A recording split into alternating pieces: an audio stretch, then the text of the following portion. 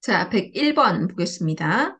다음이 설명하는 정신분석의 방어 기제는, 자, 위협적이거나 고통스러운 정서적 문제를 피하기 위해, 그쵸, 이게 방어 기제의 목적이죠, 그쵸? 우리는 방어 기제를 이런 목적으로 사용을 합니다. 의식적으로 쓰는 거 아니고, 무의식에서, 내 자아가 나를 보호해주기 위해서 허상을 만드는 거죠. 자, 그런데 여러 가지가 있는데, 얘는 특히나 사고, 추론, 분석 등의 어떤 지적 능력을 사용하는 거라고 했습니다. 주지화에 대한 설명입니다. 주지화. 내담자들이 왔을 때 굉장히 유식한 말을 쓰고 어려운 말을 쓰고 굉장히 어, 이 지적으로 뭔가 풍부한 사람 같은 느낌을 줄 때가 있어요. 아우 재수없어 하면 안 되죠. 이 사람은 지금 방어하고 있는 거죠. 잘 알아두셔야 되고요. 이런 내담자 조금 재수없을 수 있어요. 네, 조심하셔야겠죠. 자, 102번으로 넘어가서 로저스가 제시한 완전히 기능하는 사람의 특징이 아닌 것은 완전히 기능하는 사람, fully functioning person의 특징은 1번, 2번, 3번, 5번입니다. 4번, 어린 시절의 경험에 따라 영향받는 거는 프로이트 거죠. 프로이트 정신분석입니다. 그래서 102번에는 4번이고. 자, 103번.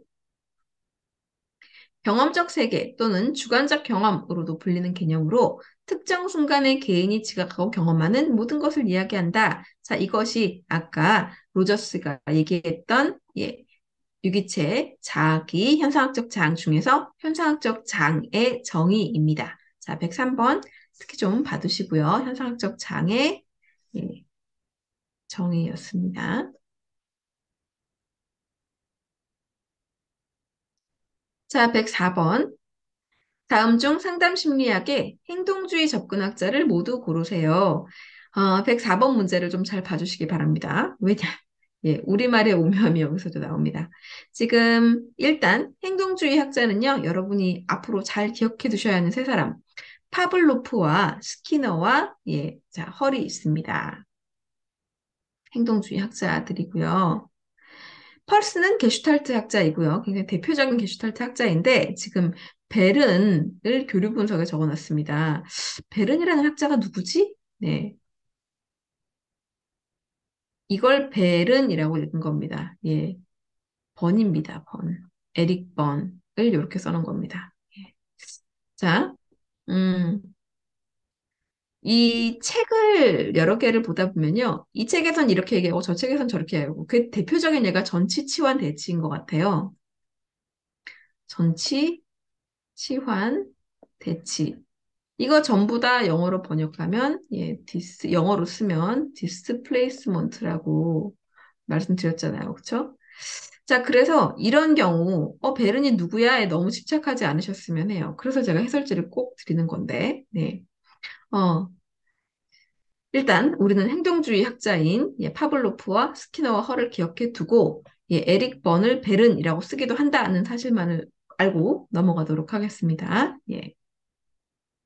105번으로 넘어갈게요. 105번에 행동주의에서 활용하는 상담의 기술이 아닌 것은 일단 홍수법, 행동조성, 쉐이핑, 쉐이프 하면 모양이잖아요. 쉐이핑, 환권보상치료, 토큰 경제라고도 합니다. 그 다음 혐오치료 이런 거 전부 다 행동주의 겁니다. 여기 나와 있는 거 보이시죠? 일단 홍수법, 행동조성, 조형, 환권보상치료, 혐오치료 그리고 소거인데요. 홍수법은 홍수법이든 뭐든 간에 이 행동주의에서 활용하는 상담의 기술은 함부로 쓰시면 안 됩니다. 굉장히 이 내담자를 자세히 관찰한 라포가 충분히 형성된 전문가가 쓰셔야 하는 기법들이고요. 일단 홍수법 보세요. 홍수죠. 두려워하는 대상에 장시간 집중적으로 노출하는 거. 그래서 공포를 없애려고 한대요. 이거 까딱 잘못하다가는 고문하고 사람 잡겠죠. 그렇죠? 정말 전문가가 잘 쓰셔야 되고. 그런데 다 없어진 게 아니라, 이 행동 없어진 게 아니라 행동주의에서 쓰는 상담 기법들이 효과가 있는 것들이 지금도 남아서 계속 쓰이고 있는 것들이 있어요. 가장 대표적인 게 체계적 둔감법이고요. 공포증을 없애는. 자, 그리고 이 행동조성. 동물한테 돌고래나 원숭이가 재주를 부리는 행동, 이런 거 전부 다 행동조성과, 행동조성에 의한 결과들입니다. 많이 쓰고 있고, 아주 많이 쓰이는 거, 요겁니다. 환권보상치료, 토큰경제. 우리 어린이집 다니면서 칭찬 스티커 모으잖아요. 요겁니다. 그래서 아직도 너무나 많이 현실에서 쓰이고 있는 기법들이 있기 때문에 행동주의를 공부하지 않으면 안 됩니다. 예, 그래서 예, 차차 설명을 드리겠지만 이렇다. 역설적 의도 또는 역설적 화법 이런 거는 예, 개인 심리학 이런 데서 많이 쓰이는 거니까 일단 행동주의 게 아닙니다. 105번에는 2번이 정답이고요. 자, 넘어가겠습니다. 106번에 다음이 설명하는 현실 치료의 상담 기술은 예, 이게 바로 역설적 기법에 대한 이야기입니다.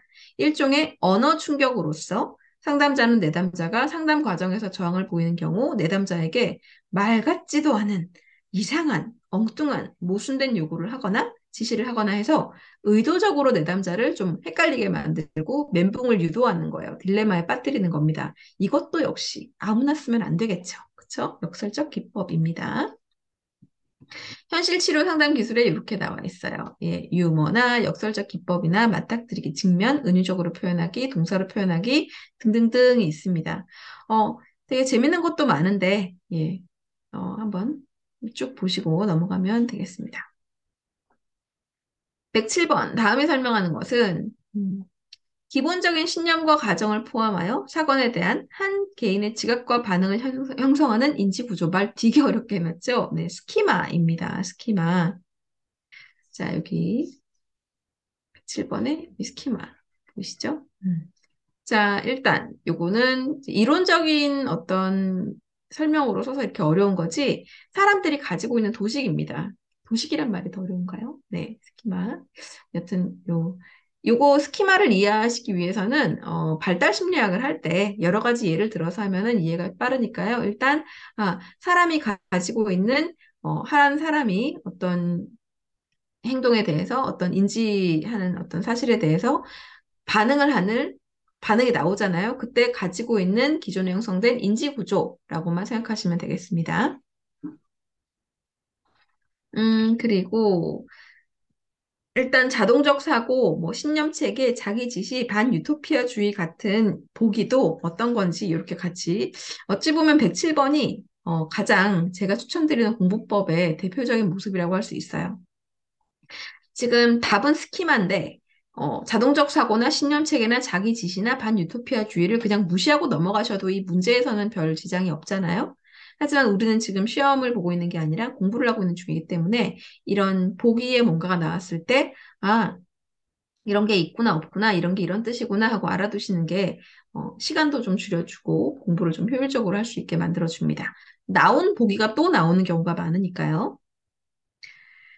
자, 그리고 108번을 보겠습니다. 108번, 다음이 설명하는 인지상의 왜곡은 이게 이제 임의적 추론이냐, 과도한 일반화냐, 개인화냐, 선택적 추상화냐, 과장이냐 있는데 요거는 이제 내가 시험을 망쳐서 뭔가 나쁜 일이 일어났다. 내가 개입돼 있잖아요. 이런 걸 개인화라고 합니다. 108번에 3번이고요.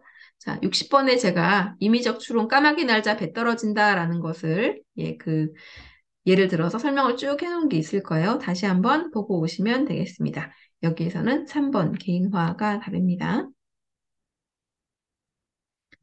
자, 109번으로 가서요. 자, 형태주의 상담 이론, 게슈탈트를 말합니다. 형태주의 상담 이론에 관한 설명이 아닌 것은 1번입니다. 2번, 3번, 4번, 5번 전부 다 게슈탈트를 설명하고 있고요. 일단 도덕성을 강조했다. 개인의 욕구 충족을 위해서 새로운 방법을 교육했다. 이런 거는 전부 다 현실주의 상담 이론입니다. 현실주의는 개인의 어떤 올바른 마음에 굉장히 힘을 실어주는 이론이기 때문에 도덕성을 강조합니다. 109번에 1번. 110번 볼까요? 110번 이거 정답이 편향인데요. 이 편향 61번에 제가 개념을 설명해 놓은 게 있어요. 제가 왜 반갑냐면 2022년에 시험 보신 선생님들이 이제 후기를 막 적어서 저한테 보내주셨는데 편향 나왔어요라는 말을 굉장히 느낌표 이렇게 보내주신 분들이 많았어요. 되게 기분이 좋았던 게 이거 맞추셨구나. 네, 편향 답이었어요 하신 분들은 이 문제를 푸실 때 쾌감을 느끼셨을 것 같아서 나 이거 아는 건데 그렇죠? 예, 편향 그만큼 중요한 개념이고 이 작년에 시험에 나왔다는 거. 네.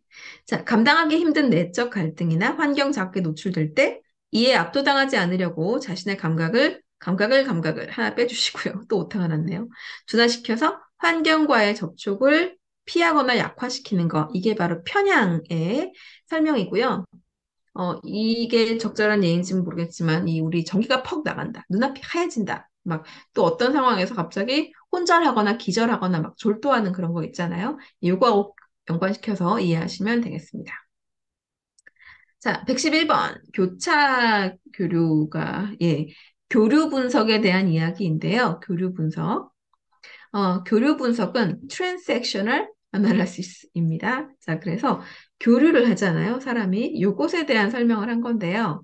자, 여기 교류 분석에서 말하는 개념, 부모자, parent, adult, 어른자, 그리고 child, 아이자가 어떤 사람 안에 있습니다.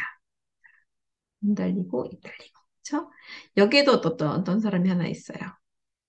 얘도 눈 달리고, 입 달리고, 이렇게. 둘이 대화를 합니다. 둘이 대화를 하는데, 자, 일단, 노멀한 거. 이렇게 가요. P에서 P로 가요. 대화가. 그래서 P가 또 P로 얘기를 해요. 이러면 아무 일 일어나지 않습니다. 그쵸? 이거는 굉장히 원만하고 괜찮은 교류인데, 자, 이걸 한번 보세요. A가, A가 A한테 말을 걸어요. 그런데 A가 말을 하지 않고, 자, C가 P한테 대답을 하는 거예요. 교차됐죠, 여기. 교차된 거 보이시죠? 그쵸? 이렇게 서로 다른 자아 상태, 자, 자극을 보낸 자아 상태와 반응을 한 자아 상태가 일치하지 못해서, 소통이 어려워지는 것을 교차 교류라고 합니다. 지금 112번 문제 보시면, 다른 사람의 어떤 반응을 기대하기 시작하는 교류에 대해서 예상 외의 반응이 돌아오는 것, 서너 개의 자아 상태가 한꺼번에 관련이 되고, 자극과 반응의 방향은 항상은 아니지만 이렇게 교차가 되는 거죠.